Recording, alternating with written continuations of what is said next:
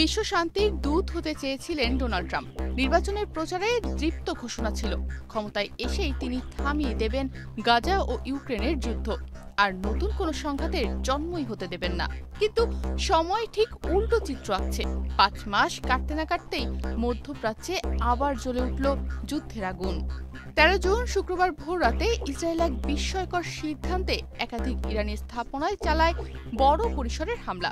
এই হামলা শুধু তেহরানের ওপরই নয়, এ যেন এক ধরনের প্রকাশ্য অবজ্ঞা আমেরিকার প্রেসিডেন্ট ডোনাল্ড ট্রাম্পের প্রতি। কারণ তিনি সরাসরি অনুরোধ করেছিলেন ইরানে যেন এমন কিছু করা না হয়, কিন্তু নেতানিয়াহু সেই অনুরোধ শুনলেন না।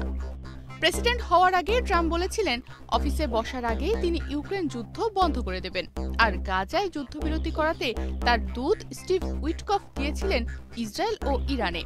উইটকফ নেতানিয়াহুকে বোঝাতে চেয়েছিলেন ধৈর্য ধরতে, আলোচনার পথ খোলা রাখতে, কিন্তু এরপরই ইসরায়েল আঘাত হানে ইরানে। উইটকফ ব্যর্থ হন, ট্রাম্পের কূটনৈতিক চেষ্টাও মুখ থুবড়ে পড়ে।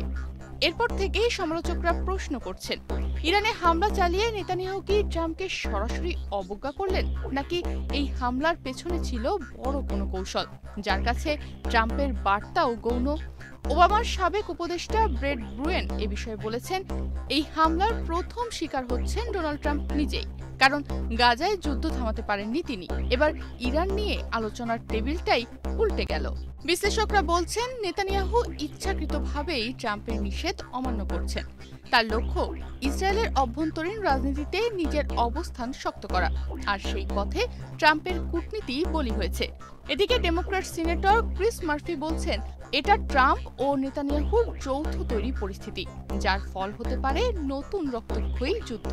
বিশেষজ্ঞরা বলছেন, ইরান এবার লোহিত সাগরে মার্কিন স্বার্থে হামলা চালাতে পারে, হুতিরা আবার জাহাজ টার্গেট করতে পারে, আমেরিকার ঘাঁটিগুলো হতে পারে ন্যায়সঙ্গত প্রতিশোধের লক্ষ্যবস্তু।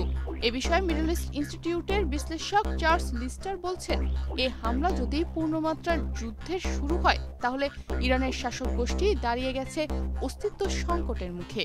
ট্রাম্পের দ্বিতীয় মেয়াদে তার প্রতিশ্রুতি ছিল বিশ্ব শান্তির মধ্যস্থতাকারী হবেন, কিন্তু একের পর এক ব্যর্থতা আর প্রধান মিত্রের অবজ্ঞায় সেই স্বপ্ন কি এখন ধ্বংসস্তূপে পরিণত হলো?